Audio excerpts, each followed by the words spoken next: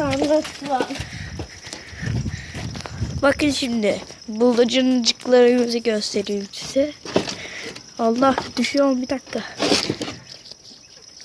Bakın şu olay eşeklere bakın. Yumurta yapmışlar mı? Bakalım. Allah. Ay, yumurta var orada da bir tanecik. Onu da alamayız zaten. Abone tek istediğim şey abone. Like lütfen, abone like yağdırın. Ama manzara süper bak. Bakıyorsun, köy havası başka.